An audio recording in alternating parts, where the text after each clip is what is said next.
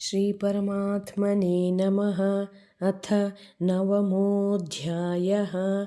राजविद्या राजगुह्ययोगः। श्रीभगवानुवाच इदं तु ते गुह्यतमं प्रवक्ष्याम्यनसूयवे ज्ञानं विज्ञानसहितं यज्ञात्वा मोक्ष्यसे शुभात्। श्रीभगवानुवाच इदं तु ते गुह्यतमं प्रवक्ष्याम्यनसूयवे ज्ञानं विज्ञानसहितं यज्ञात्वा मोक्ष्यसे शुभात्। राजविद्या राजगुह्यं पवित्रमिदमुत्तमं प्रत्यक्षावगमं धर्म्यं सुसुखं कर्तुमव्ययम्। राजविद्या राजगुह्यं पवित्रमिदमुत्तमं प्रत्यक्षावगमं धर्म्यं सुसुखं कर्तुमव्ययम्। अश्रद्धधानाः पुरुषाः धर्मस्यास्य परन्तप अप्राप्य मां निवर्तन्ते मृत्युसंसारवर्त्मनि। अश्रद्धधानाः पुरुषाः धर्मस्यास्य परन्तप अप्राप्य मां निवर्तन्ते मृत्युसंसारवर्त्मनि। मया तदमिदं सर्वं जगदव्यक्तमूर्तिना मत्स्थानि सर्वभूतानि न चाहं तेष्वस्थितः। मया तदमिदं सर्वं जगदव्यक्तमूर्तिना मत्स्थानि सर्वभूतानि न चाहं तेष्वस्थितः। न च मत्स्थानि भूतानि पश्य मे योगमैश्वरं भूतभृन्न च भूतस्थः ममात्मा भूतभावनः। न च मत्स्थानि भूतानि पश्य मे योगमैश्वरं भूतभृन्न च भूतस्थः ममात्मा भूतभावनः। यथाकाशस्थितो नित्यं वायुः सर्वत्र गोमहान् तथा सर्वाणि भूतानि मत्स्थानीत्युपधारय।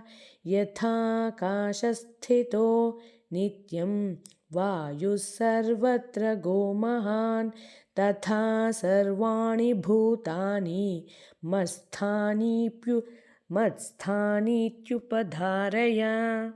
सर्वभूतानि कौन्तेय प्रकृतिं यान्ति मामिकां कल्पक्षये पुनस्तानि कल्पादौ विसृजाम्यहम्।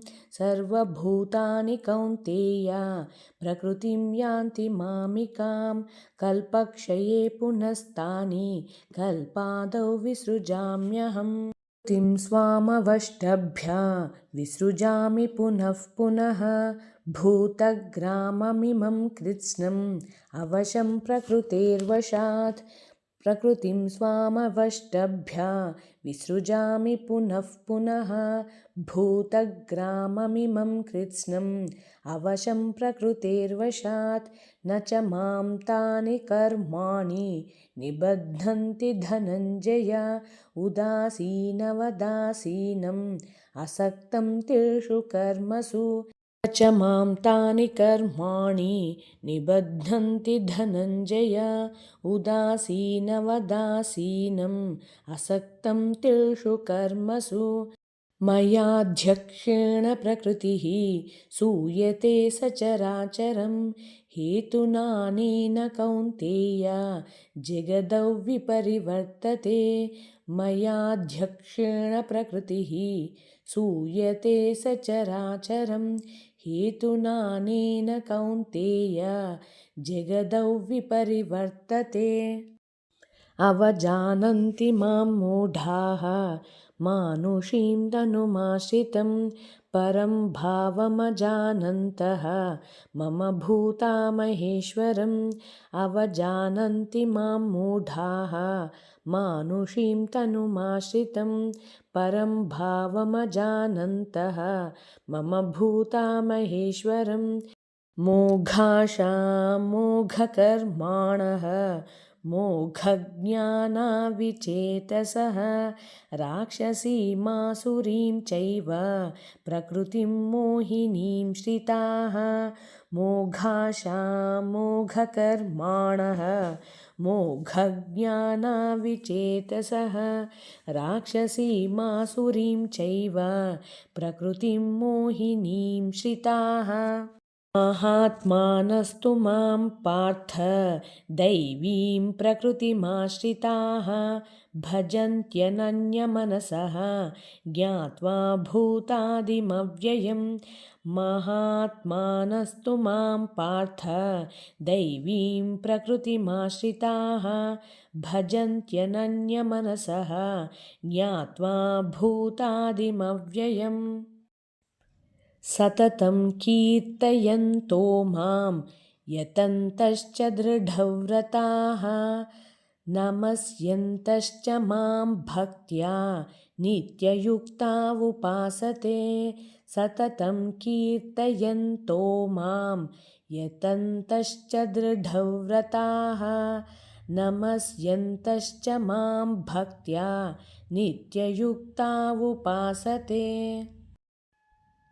ज्ञानयज्ञेन चाप्यन्ये यजन्तो मामुपासते एकत्वेन पृथक्त्वेन बहुधा विश्वतो मुखं ज्ञानयज्ञेन चाप्यन्ये यजन्तो मामुपासते एकत्वेन पृथक्त्वेन बहुधा विश्वतो मुखम् अहं क्रतुरहं यज्ञः स्वधाहमहमौषधं मन्त्रोऽहमहमेवाज्यम् अहमग्निरहं हुतम् अहं क्रतुरहं यज्ञः स्वधाहमहमौषधं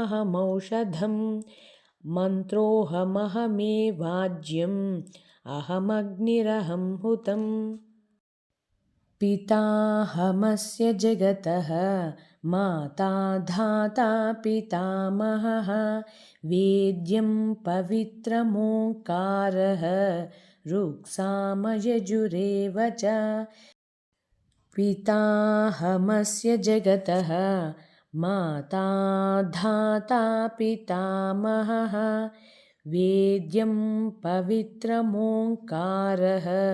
ऋक्सामयजुरेव च गतिर्भर्ता प्रभुः साक्षी निवासः शरणं सुहृत् प्रभवः प्रलयस्थानं निधानं बीजमव्ययम् गतिर्भर्ता प्रभुः साक्षी निवासः शरणं सुहृत् प्रभवः प्रलयस्थानं निधानं बीजमव्ययम् तपाम्यहमहं वर्षं निगृह्णाम्युत्सृजामि च अमृतं चैव मृत्युश्च सदसच्चाहमर्जुन तपाम्यहमहं वर्षं निगृह्णाम्युत्सृजामि च अमृतं चैव मृत्युश्च सदसच्चाहमर्जुन त्रैविद्या मां सोमपाः पूतपापाः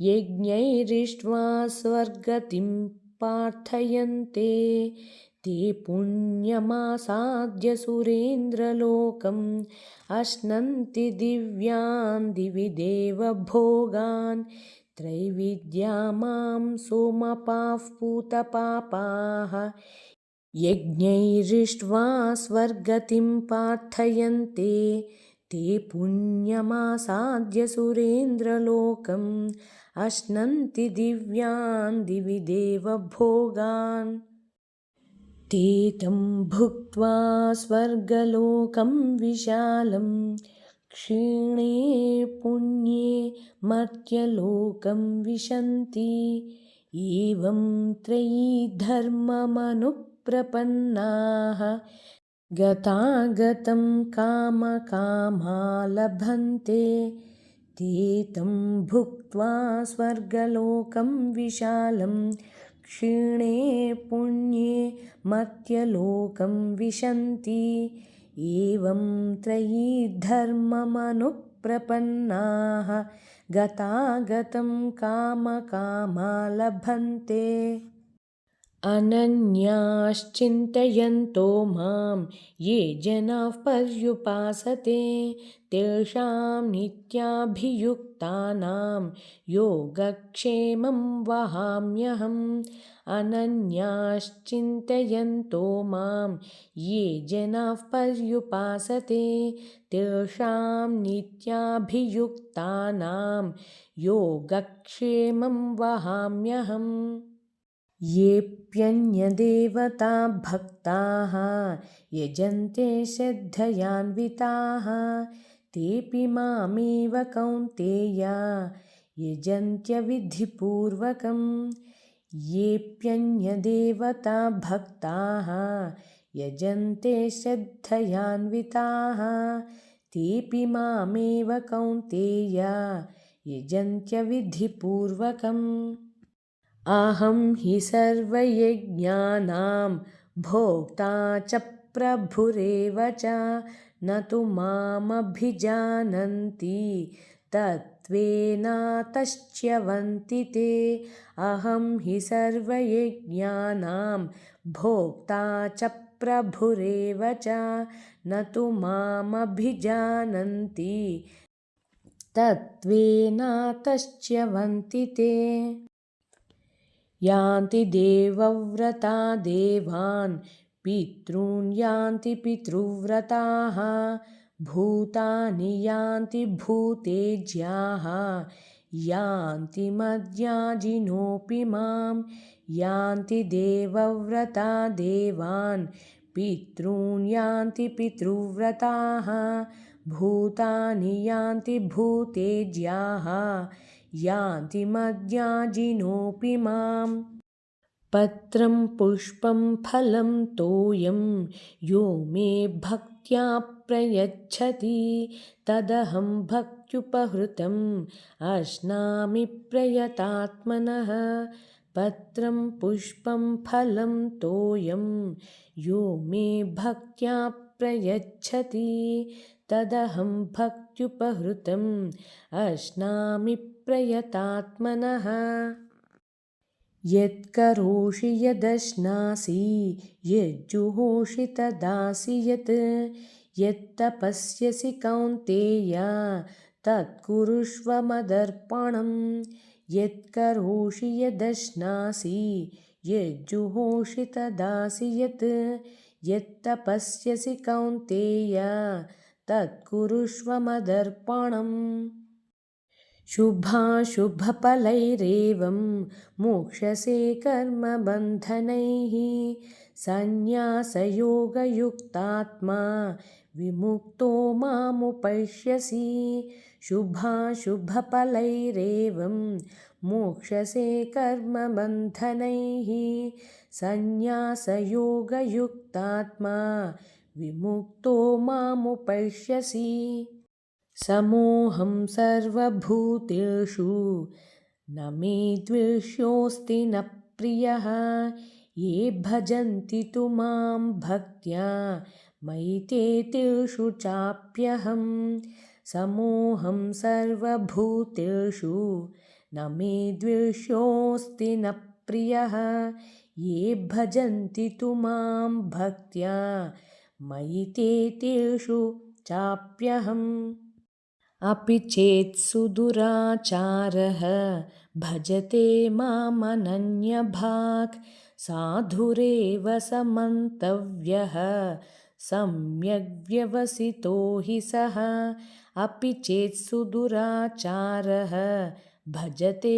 मामनन्यभाक् साधुरेव समन्तव्यः सम्यग्व्यवसितो हि सः क्षिप्रं भवति धर्मात्मा शश्वच्छान्तिं निगच्छति कौन्तेय प्रतिजानीहि न मे भक्तः प्रणश्यति क्षिप्रं भवति धर्मात्मा शश्वच्छान्तिं निगच्छति कौन्तेय प्रतिजानीहि न मे भक्तः प्रणश्यति मां हि पार्थव्यपाश्रित्य येऽपि स्युः पापयोनयः स्त्रियो वैश्यास्तथा शूद्राः तेऽपि यान्ति परां गतिम् मां हि पार्थव्यपाश्रित्य येऽपि स्युः पापयोनयः